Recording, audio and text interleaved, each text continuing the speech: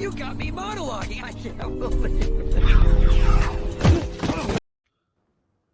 That is like, dang. Every time. I like it though. Yeah. Welcome everybody. Monologuing. Yes. We are in the second semifinal. Let me get my thing here. Oh wait, no. Fuck that shit. First of all, buy our shit. Yes. Shit, we forgot for all the episodes. Always buy our shit. There's always supposed to be a deal on TeePublic. You go there. There's probably a deal going on. Yeah, I don't know why. I don't know how those people make money. They have They should just change it to $12 a T-shirt at this point. They have it so goddamn much. Yeah. What's up, Spence? Okay, so today we already know who won the Steve Gutenberg bracket. Yes, the Goop. And that person was Kenneth Bozeman. Yes. So, since he won, we're also punishing him by making him a judge today. To be fair, I've wanted to judge for a while and I've never been asked. I said, hey, if you need a judge, I'm here. And Nazario was like, exactly. So he's here for the Kurt Russell bracket final. Yes. Got ghosted worse than Patrick Swayze, both in Ghost and real life. What the fuck did I just say? It's Alex, the first match we ever had, versus Jay, versus Barr. The person whose own ego initiated the whole monologuing thing. You remember that? Remember yes, it was I Barr? remember that. Yeah. He totally said everything we said he said. Exactly. So, the first qualified person was actually Alex Martinez. Yes. You beat Nico Suave Rigoli. Easy. Yes, it was easy. So, do you think you have what it takes to beat both Jay and Barr today? Yeah, I'm gonna do it at the same time. Nice. I like the cocky shit. Yeah. Confidence is fucking there. I like it. Second person to qualify was Jay Burns. Yes. Hi guys. You are lost in the forest with Princess Mononoke. Good shit. So, how have you been? I forgot who you beat. I beat Joseph Olivas. Oh shit! Our judge extraordinaire. He was a several times judge here. It must be pretty good then. I don't remember. You remember me, Jay? It has been 8 months, Yo, for real, it's been a minute. I approve the change of location, Boatman. It's excellent. Yeah. Fucking yes. And we have Barr. Yes. Yes. So, Barr, Yeah. you avoided everyone except the last match. You were the last person to qualify out of the whole first round. Yep, that sounds about right. Why are you avoiding confrontation? Because I'm an anxious son of a bitch. What? That don't even I make have sense. bad anxiety. Don't like confrontation. Ah, yeah. Okay. Guys, this is like I said, the Kurt Russell bracket final. It's going to be 3 rounds. This is how it's going to work. The first round is an open monologue you guys select. It should be between 1 and 2 minutes. You can do whatever you want, and we'll just judge straight up. The second round, you were pre-assigned categories on a randomizer, and you were supposed to pick one from the category you were assigned, and then it's a 2 to 3 minute monologue. Here's the rub. Even though it's 3 rounds, you have to win either round 1 or round 2. Yes. It's not like I'm going to tie them all up in round 3. That's not how this works. If a person wins both round 1 and round 2, that person is the winner. If somebody wins round 1 and somebody else wins round 2, the third player, it's eliminated. And we move on to the tiebreaker round 3, which is an actual conversation. You guys have to cold read on screen, figure it out. We already tested it. It went okay. It didn't go okay. It was horrible, but we're doing it again. We all learn from our mistakes. Are you saying it's something different? That's on Mondays. But yes, Can you help him rip that off? I will reserve my opinion on this version. Okay. Here is how we decide. Here's how we decide the order. The first person to qualify was Alex. Alex, here's a coin. Call it in the air. Tails. It is tails. So, Jay, you will now face Barr in a coin toss. Since you were the second person to qualify, you get to call it. Heads. It's heads. It is the same order we here have. So, Alex, do you want to go first in the first round? No. Jay Burns, do you want to go first in the first round? Can I hit Alex with the Uno reverse card and make him go first? No. Damn it. I hit him with the Uno reverse card. I'll let Bart go first. Barr, you will go first. The Alex, thespian. do you want to go second? Yes. Okay. So we'll I'll go go third. Barr, Alex, and Jay. And then we'll go in the second round, reverse it. Jay goes first, Alex goes second again, and Barr goes last. Okay, I'm going to take everybody else out. Wait, Barr's first, right? You took out the wrong person. There we go. And Jay. Okay, Barr. Let me get my clock for the first monologue, the free choice. What did you select? I selected a monologue from the movie Boiling Point. I haven't seen that. It's a good mic. It's a pretty good fucking movie. Okay. You remember have 2 mulligans. If you fuck up, you can say mulligan, I want to start again. And when you're finished, say end scene. So I know it's not a long dramatic pause. It's just that you're done. So here we go. Time starts when you start.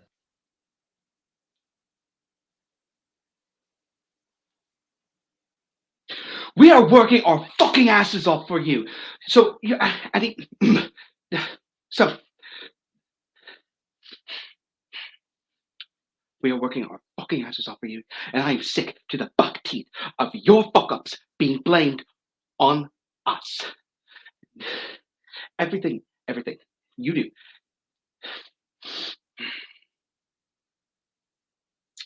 Seth, you are so fucking stupid. You have overbooked us, and now you are so fucking clueless that you don't even know that you've overbooked us. Do you? Do you know that you've overbooked us? And now you want us to go off menu to cook some fucking steak for some bullshit influencer, and you haven't even put the allergies in the system, so I've had to stare at your scrawny handwritten fucking note all night. Do you know how much pressure that we are under? Now, if maybe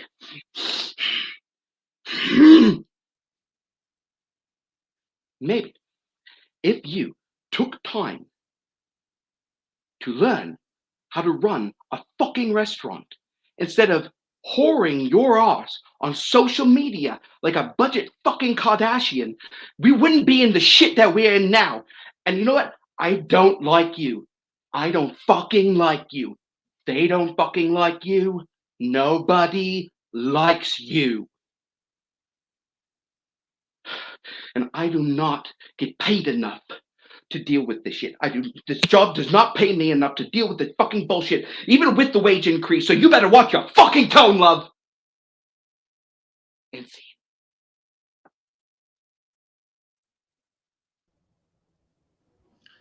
That is a movie from Netflix. You're I muted. Googled it. 2021.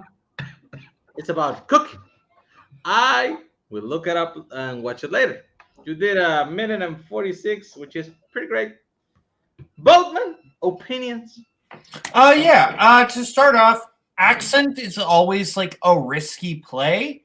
And I think the fact that you made a risky play and it paid off definitely gives you some points here. Like, in my opinion, you pretty much nailed the accent. Some notes I have, I think as you kept going, you got better. I think the first 30 seconds or so with the kind of these sort of stuttering. I understand that was a deliberate choice. I just felt like it didn't quite fully work. It felt just a little bit forced. I also felt like you were the emotion wasn't quite there in the first like 30-40 seconds, but you nailed like that last like 30 seconds of it. Like that last 30 seconds, just perfect. I actually thought the beginning was kind of a repeat from that Lord of the Ring incident from the other day, and I was like, it's gonna get rough. But apparently, it was a choice, and I think, yeah, I agree that like as it went on, it kept getting like more in line when it was supposed to be. I felt it was pretty good. Like, Yeah. When you first said the movie, I heard Boiler Room for some reason. So when you started it, I'm like, what the hell is this? Vin Diesel has changed. There is a great speech in Boiler Room. Yeah. Other than that, the accent, I fucking love the accent.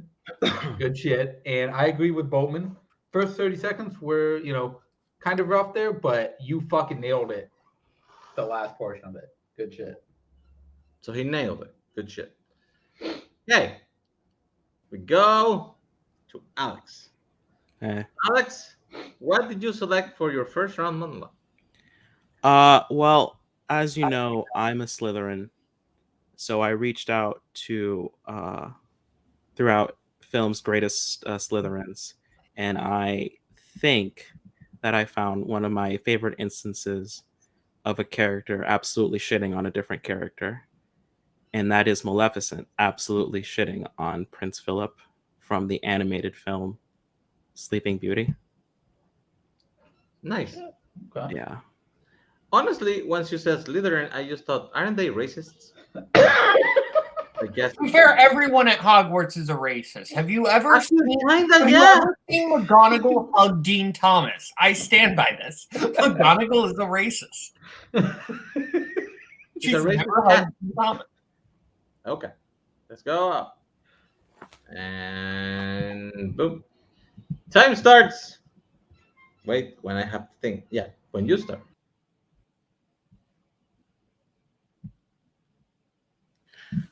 Oh, come now, Prince Philip. Why so melancholy? A wondrous future lies before you. You, the destined hero of a charming fairy tale come true. Behold, King Stephen's castle, and in yonder topmost tower, dreaming of her true love, the Princess Aurora. But see the gracious whim of fate. Why, 'tis the same peasant maid who won the heart of our noble prince but yesterday. She is indeed most wondrous fair, gold of sunshine in her hair, lips that shame the red, red rose. In ageless sleep she finds repose. The years roll by, but 100 years to a steadfast heart are but a day. And now the gates of the dungeon part, and the prince is free to go on his way. Off he rides on his noble steed, a valiant figure, straight and tall, to wake his love with love's first kiss, and prove that true love conquers all. Come, my pet, let us leave our noble prince with these happy thoughts. A most gratifying day.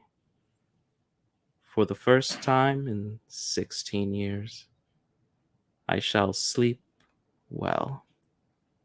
And scene.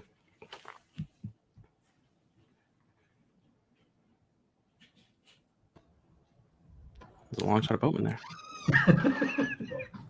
That actually, I kind of like. It's a minute 48. I was actually remembering the scene while you were saying it, with the old ass Prince Philip dying on a horse, slowly. Good. Good. And I like the disdain. I could taste the disdain. I like when I can feel it that way. Bold choice, but I liked it. Mike, Yeah, your delivery was great. I just rewatched this like last month. Very good shit.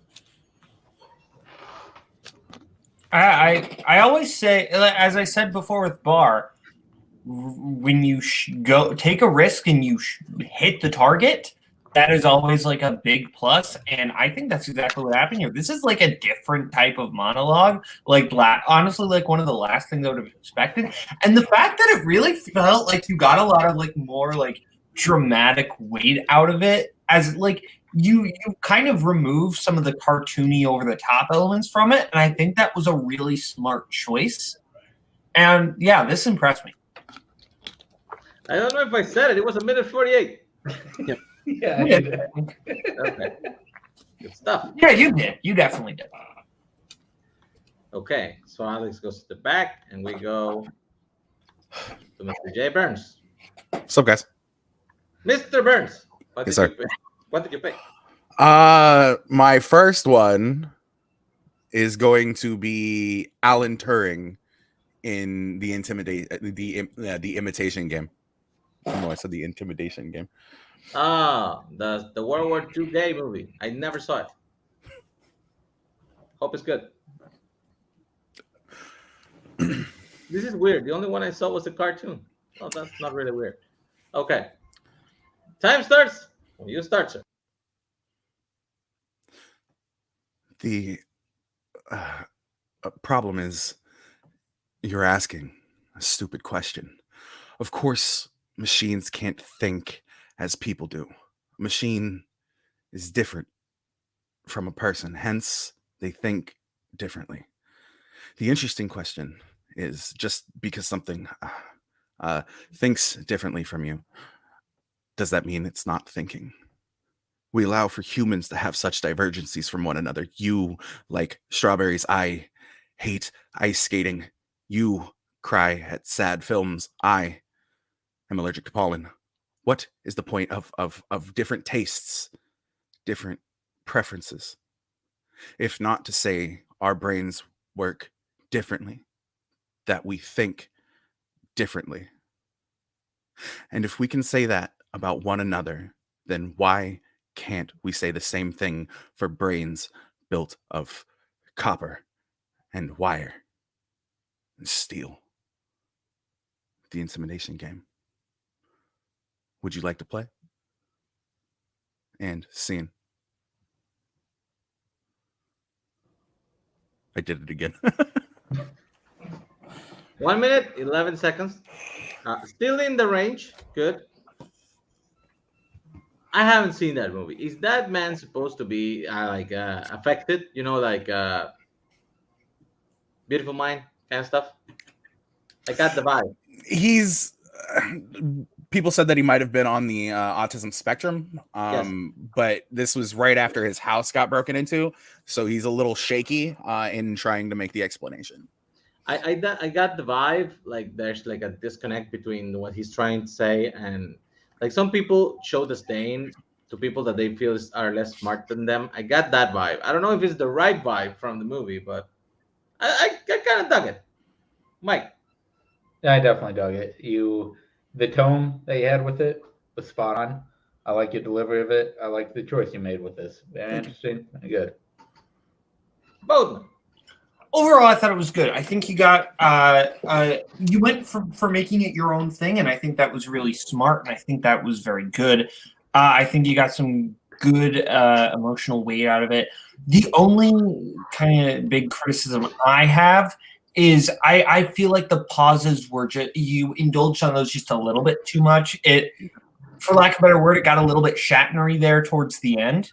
Shatnerian. But overall, good. Thank you, buddy. I appreciate you. Okay, let's bring everybody back. And well, Hold on. we have it. Oh, Wait, we do that after we vote. That is His that. vote doesn't exist.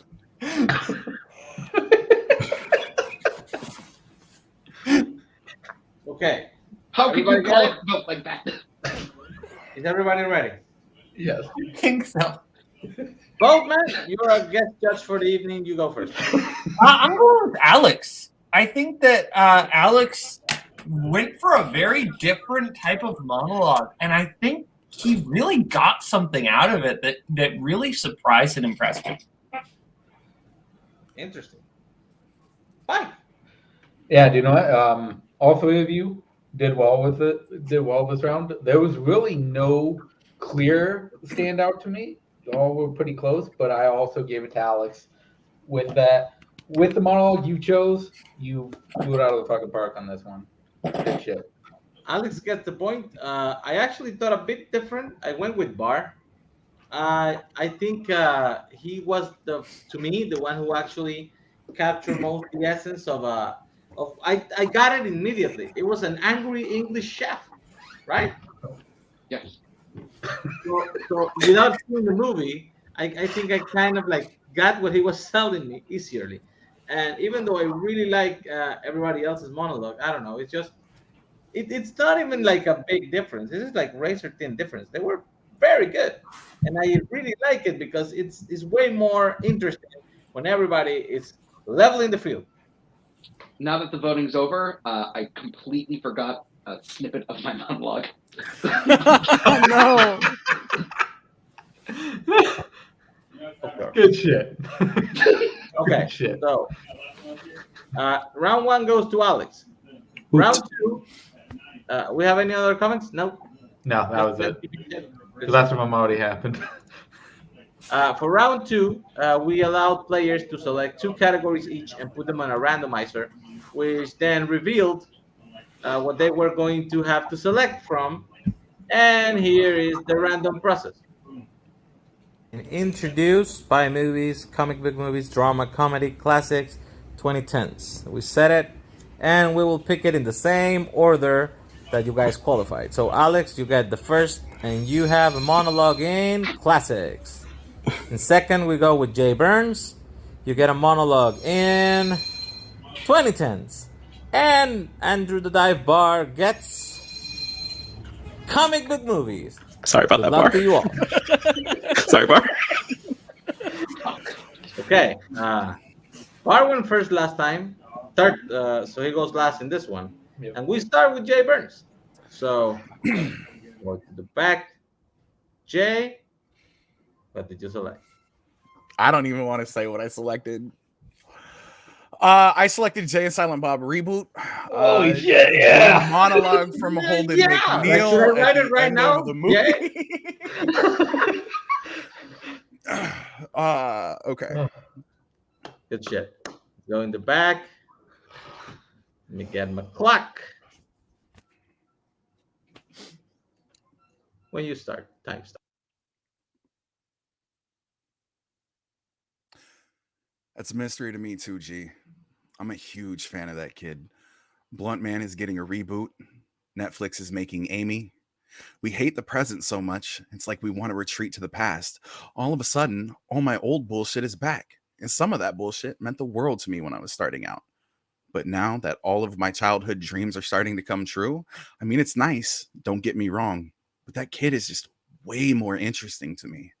I used to think life was all about me. I was the hero of my own story, the Bruce Wayne of one lifelong issue of Detective Comics, so to speak. That kid came along, and suddenly you realize you're not Bruce Wayne anymore. You're Thomas Wayne, or Bruce Wayne's mom, whose name escapes me. Anyway, I'm just here to set the real story in motion, because once you become a parent, you're not the star anymore. You're the stage. And I'm just here to prop up my kid so she can put on the show of her life, like my parents did for me, like theirs did before them. And if you're lucky enough to have a kid, the trade-off is you don't really get a third act to your story, because the story changes. All of a sudden, it's not about you anymore. For the first time in your self-involved life, that's okay. Kids are like our reboots, another chance to tell a brand new version of the same old story. I know I'm supposed to be teaching Amy stuff, but it's like I'm learning from her every day. So I spend my days chasing Amy, so to speak. And scene. I know it's a little short. It's a little short. What is the clip that Coho uses? Like that's pandering. What was the thing? Yeah. I don't have the clip. Mandarin. I don't have that clip from Bo Burnham, but I think it applies. Yes. You picked the best scene out of that movie. That movie is weird, man. Like when I was watching that reboot movie for like the first 40 minutes, I was like, shit, I outgrew that shit. I felt like this is really making me feel old and not funny. And then they turn on the thing in the last one. I was like, okay, I got you. Then they fuck it up again in the ending, but it's what it is. For this, I dug it. Good Ben Affleck. Good Marta joke. Good shit. Bowden. Yeah, I think that this was a great choice for Jay. I think Jay is really good for, obviously kind of the comic booky monologue with a more dramatic intention. And I think Jay, as someone who understands the kind of comic book nature of it all, is able to actually add quite a bit of dramatic weight to it. I will say for this though, it's kind of funny. I feel like my only little issue of it is kind of almost the opposite of your last monologue, where a few times I think you just went a little too fast on the lines to where you didn't really give them kind of time to really sink in the whole emotional gravitas. But overall, short. I felt that too, and he did was get a little short from 2 minutes. really good. Yes. Yeah. Disregarding it being Chan Silent Bob, I still think you did really fucking well with this. Thank you. Your delivery was good. You did quicken it up a little bit. However, I think it did work in certain moments. And yeah, the Martha joke, good shit. That dramatic pause right there, I like it. Perfect. Okay. Moving on to Alex. Alex, Yeah. you drew classics. Yeah. What did you prepare? Well, you see, guys, I think. I don't really watch a lot of classic films. No. Yeah, I'm a comic book movie boy, as you can tell by my everything. So I just started Googling, and I thought, hey, what if we made Hitchcock gay? So I went with a scene from Vertigo, a film I have not seen, but I think I own a copy of. And I think it's some kind of confession or suicide note or something. I don't know. We'll see. This is what you can allow yourself to do when you're so good in the first round, you win it. Let's see what the hell comes up now. Vertigo is great. Whenever you start.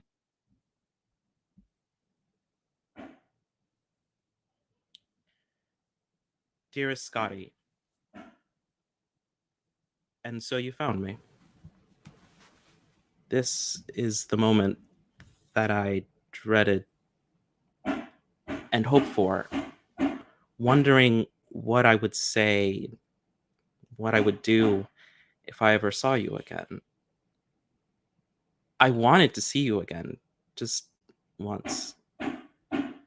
Now I'll go, and you can give up your search. I want you to have peace of mind. You've nothing to blame yourself for. You were the victim. I was the tool, and you the victim of Gavin Elster's plan to murder his wife. He chose me to play the part because I looked like her. He dressed me up like her.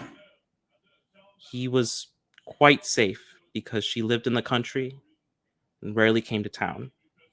He chose you to be the witness to a suicide. The Carlotta story was part real, part invented to make you testify that Madeline wanted to kill herself. He knew of your illness. He knew you'd never get past the stairs to the tower. He planned it so well. He made no mistakes. I made the mistake. I fell in love. That wasn't part of the plan. I'm still in love with you. And I want you so to love me. If I had the nerve, I'd stay and lie, hoping that I could make you love me again as I am for myself. And so forget the other. Forget the past. But I don't know whether I have the nerve to try. End scene.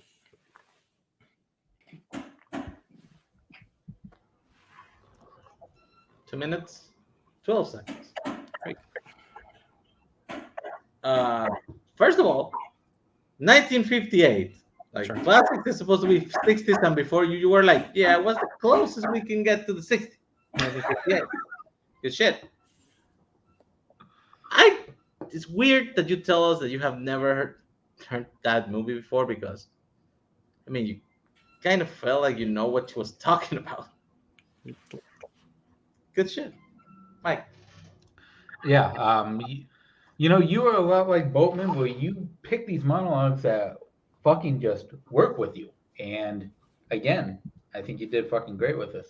Good shit. Boatman. Yeah, I think this was good. I don't know. I feel like not having this film in context for me, I feel like it kind of hurt the monologue a little bit, because I think there's so much dramatic weight going on in this scene. Like, this is a big scene, and I feel like there are moments you kind of underplayed that you could have brought up a little bit more. But overall, I think you do find those great nuggets of pain and regret and admiration in there. And I think, similar to Barr's first monologue, I think you got more comfortable as you kept going on, and your last 30 seconds were fantastic. Also, spoilers. That is, I mean, to be fair, that's like He ruined the whole movie. Movie's been out for a an minute. hour and Though. 15 minutes into Vertigo, and that is revealed like hour 15, hour 20. There's still like 40 minutes of movie left. Still though, Jesus. Okay, Barr still here. Yes.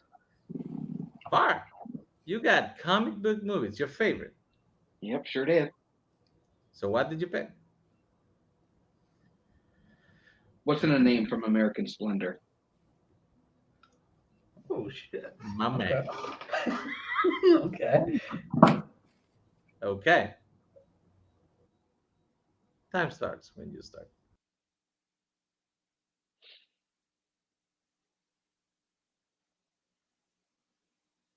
My name is Harvey P. Carr. That's an unusual name, isn't it? In 1960, I got my first apartment and my first phone book.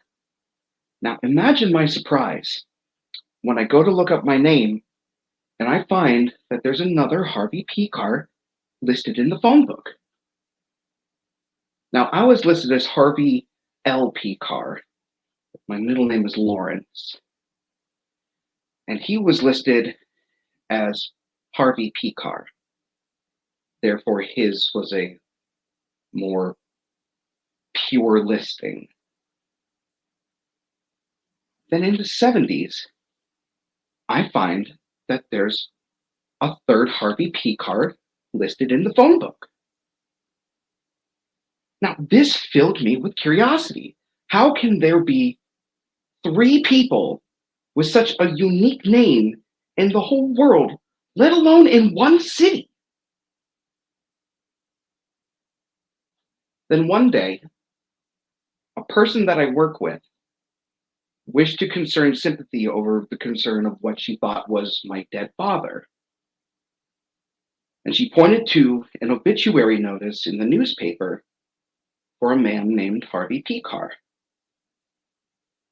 Now, he also had a son named Harvey. These are the other Harvey P. Carrs.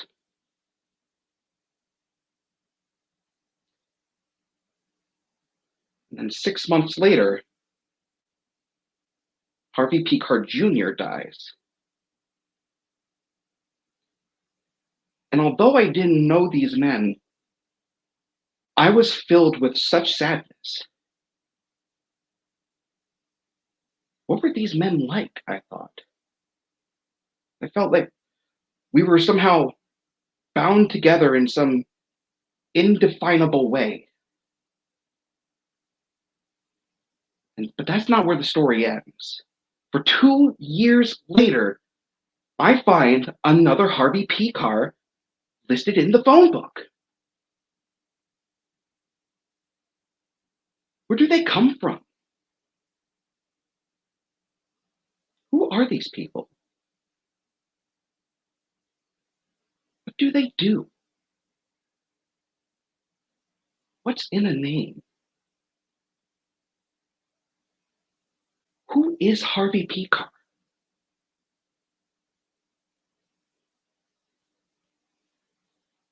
And see.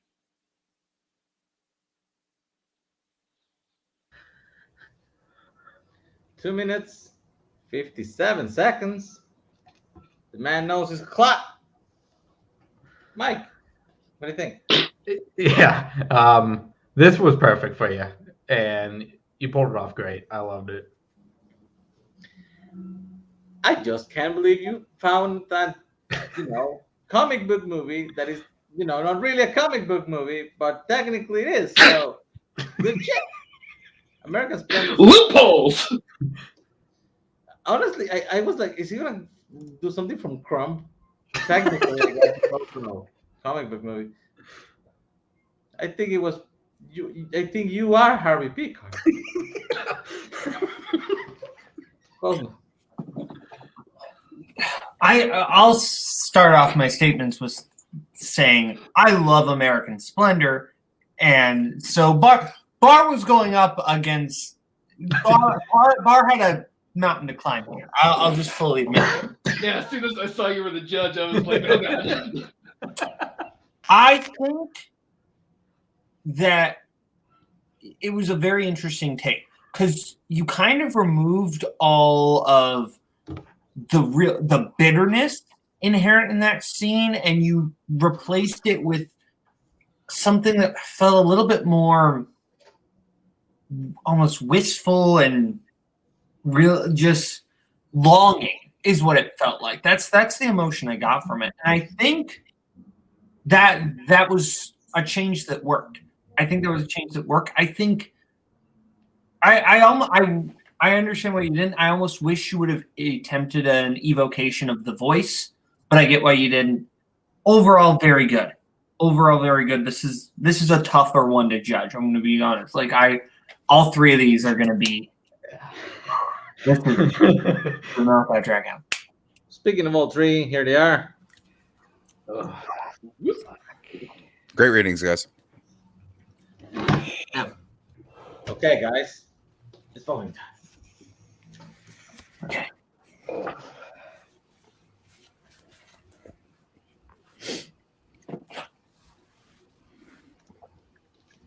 He disappears.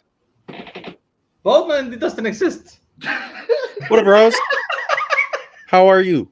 I was a figment of your imagination the whole time. Are you going to accept a vote from a ghost? Okay. I'm gonna start since I didn't get a vote last time. I actually like all three, but I voted with Barr, and I'm gonna say why. I like Jay a lot, even with the pandering. I was all willing to give it to him, but he did feel a little rushed. Like I don't know, like he didn't like savor all the moments as much as he did that Martha joke, which was gold. But like, if you had taken a little more time, we all would have got to savor it better. And Alex, I don't want to get called Shatner again. Alex, I feel like I don't have the girdle. you did the best shot on something that you haven't even really fully in understand, but you do like to embody those characters that and you do a bold thing. I just noticed that you regularly pick female monologues and you make them work. I actually really dig that. But in this one, I think some of the comments Boatman said like made me think more of the movie. I was like, okay, he has a point. This part here needed a little more oomph. And I think Barr is just fucking Harvey Picar, and he's like fucking pulling a fast one on us. So about Barr. Let's say Mike. All right, so let me start with Barr by going, yeah, like Nazar said, you are Harvey. It was fucking really fun, really funny. I enjoyed your delivery. Alex, you are these characters that you go for and you pull them off, you make them yours, and you're just great at it. And Jay, despite the pandering, I've enjoyed every monologue you've put together. It's always a fun time with you. But I gave this. Why do you call it pandering? I love these movies too. It's No, not I know a pander. you do. I know you do. That's And for that's what makes it awesome. pandering. I bet he's smoking nails right now. Shit. I gave the slight edge to Barr on this one. I think Barr pulled it off. I'm sorry, Jay. I also No, you're not. I also would have gone Barr.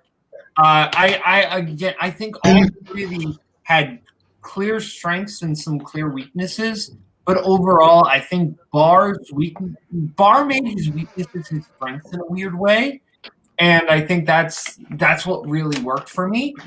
All three of these were really good, though. Everybody just came to play on this one. Yeah. Okay, with that, Jay, in fact, has been eliminated. But you actually surprised us in round one, and I felt you brought it to for round two. So when we do the next thing we're going to do, it's not going to be a tournament. It's going to be more of a European League style kind of the thingy. After we finish this, are you interested in coming back? I'm always interested in coming back.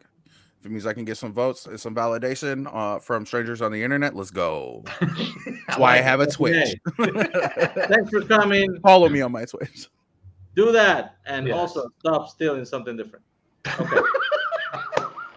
We are with our two players. This is how it works in round three. We're going to give you a cold read of a conversation. You have to read it together.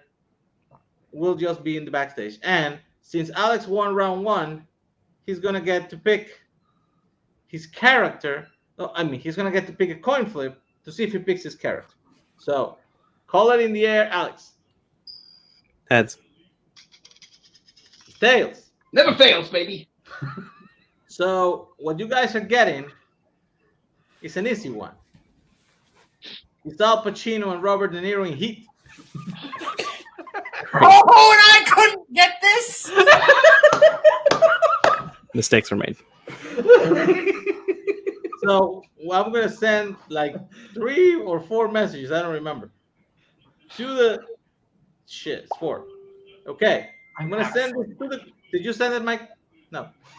No. I'm gonna send it to the group in the order they're supposed to be read. There are a couple of like stage directions there that I forgot to take out. So just try not to We're read doing it this way. Okay. Oh my god, that's hella bad on the formatting. Yeah, I know. Oh my god. Give me 1 sec, just so I can mute some other conversations, so I don't have this thing going off. And this one. It's 4 things. Okay, so you won, Barr. So you want to be Hannah or you want to be Neil?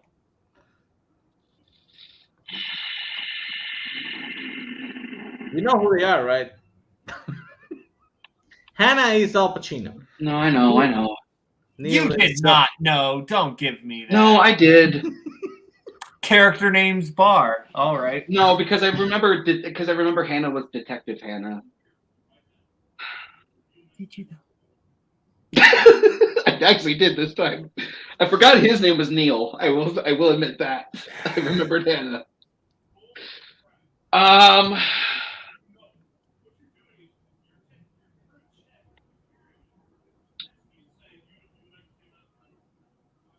This is live, man. I know.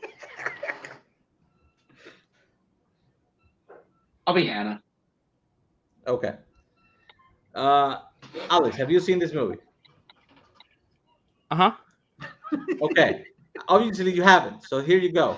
Neil, it's a robber. He's a thief, and Hannah is a cop that's chasing him. And they have been like following each other for like an hour and 30 minutes by this point. And they meet in a diner and they have a face-to-face confrontation where nobody's getting arrested at this point. They're just talking, and they're kind of talking about their lives and why one wants to catch the other. So you are the robber, and Barr is the cop. Makes a Everybody lot of back. sense.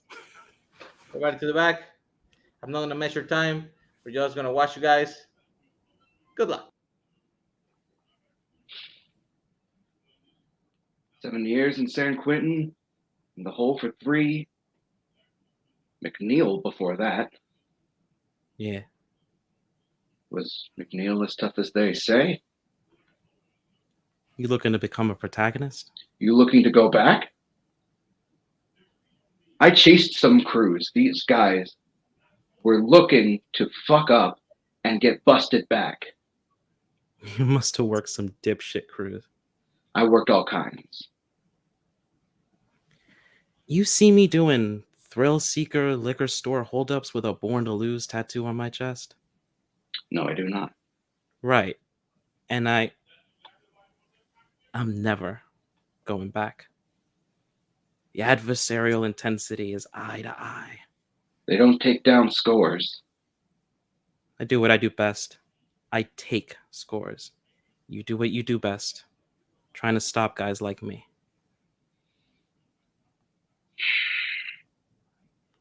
Never wanted normal type life.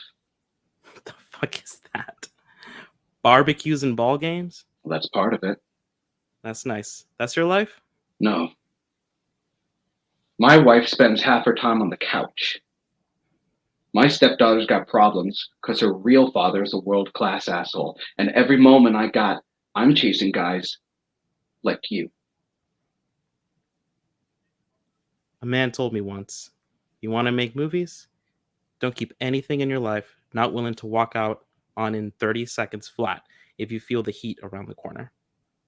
So if you're chasing me and you got to move when I move, how do you expect to keep a family?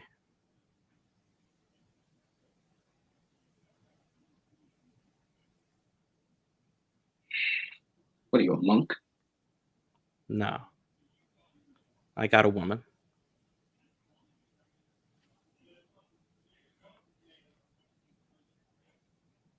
What do you tell her? She thinks I sell swimming pools. And if you spot me around the corner, you're going to walk out on her?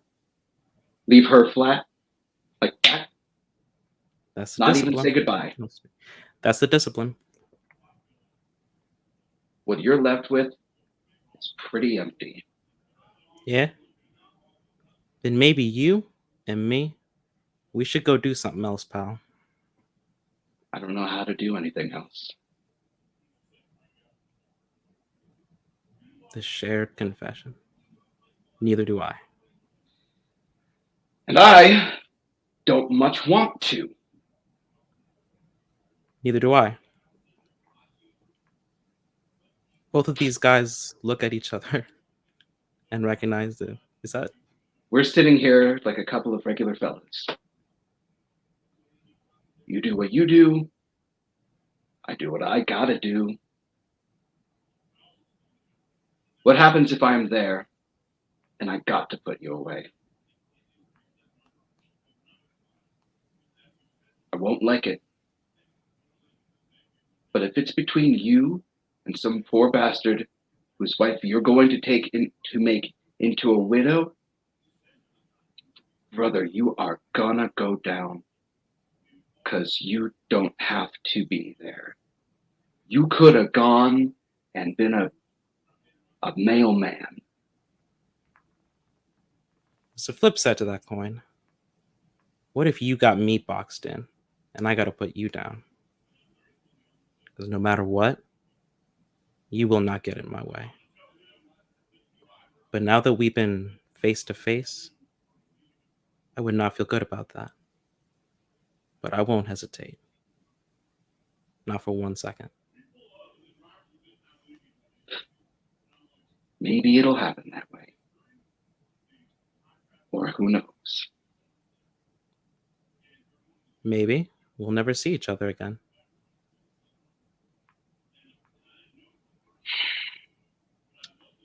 Can we have the bill?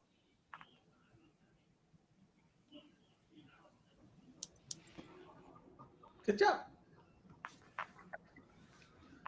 Alex read a couple of directions, but I can't. I mean, format. Hey, next time don't leave them in. I forgot to delete those, but let's fucking vote and then we can comment. Shit, Hold on. don't disappear on the vote. Hold on.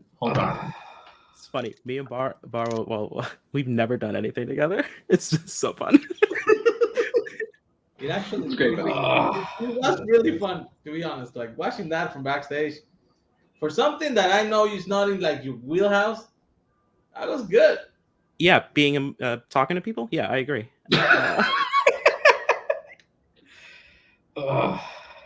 Fucking professional actor over here. Fucking remembered American Splendor is a thing over here.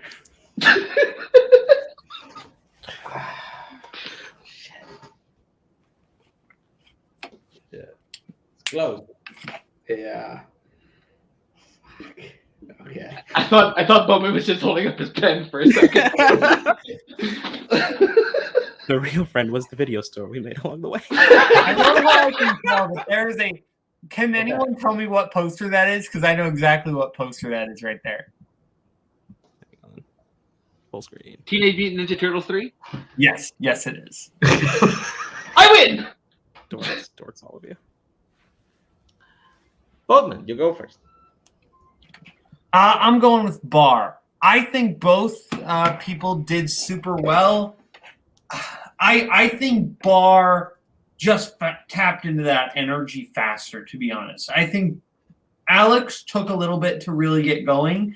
Barr found it right away. Mike. Yeah, this was. I actually erased and put 3 different times the name. This was very difficult for me, but I agree with Bowman. I gave it to Barr. You tapped it into it a little quicker, and it sealed it for me. I also went with Barr, but I want to say something. Like for the first half, I had Alex, to be honest. Like I feel it like Alex jumping to that thief criminal energy really well. Like the first few lines, like what do I have a born to lose tattoo on my chest bullshit. I was like, damn, he's a natural. And I feel like Barr was doing more like of a reserve cup thing, like somebody who's not really like sure why he's following this guy. But then something happened. I don't know if it was maybe it was too long for a cold read. Maybe we should have like sliced the scene at some point. I felt like Alex kind of drained a little bit on energy. Like he started out stronger for me, and he had it, and then he just went down and ended on more of a whimper. And I feel Bard was more steady. Like he found the way he wanted to portray this cop character, and he held it. He held it strong all the way through. So it was a little more continued. But honestly, man, I was like, I thought Alex had it, to be honest. So with that, Bar, uh, you're not all talk apparently. You are going to the final of the monologuing tournament. How do you feel? Oh boy. I feel good, but like I also then like I know some of the people I'm up against, and like goddamn. So I do also really want to say real quick before we wrap up, Alex and Jay did fantastic jobs. I'd actually really like to see them act. Like they did really good jobs. So Alex, I like your energy, man. I think you bring something different to a show that's not something different. And you pick this these things that somehow weirdly fit your personality. I love it. Are you gonna come back when we do our weird European League shit? Uh, sure. I like the energy. Exactly. So, thanks guys for watching. We're one match away from the finals. Yeah.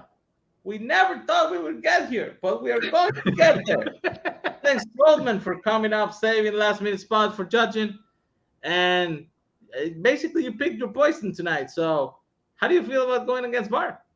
I mean, if I were shady, I would have not voted. But honestly, so nothing against like Alex Jick, that would still be tough. But like, you know, the fact that Barr won, I think shows that I'm willing to face the tough competition. We'll see how it goes. Also, just showed that he was scared of Alex. So, Oh yeah, no, absolutely. It's one of those. Thanks to both for jumping in. Thanks to Mike for showing up like always. Congrats, Barr. Alex, we'll see you next season. Jay was here too. I think it was great actually for a couple of rounds there. This has been Monologuing. See you next week. Thursday night. Next week. Final, semi-final. It's the Bruce Campbell final bracket. Yes. So there we fucking go.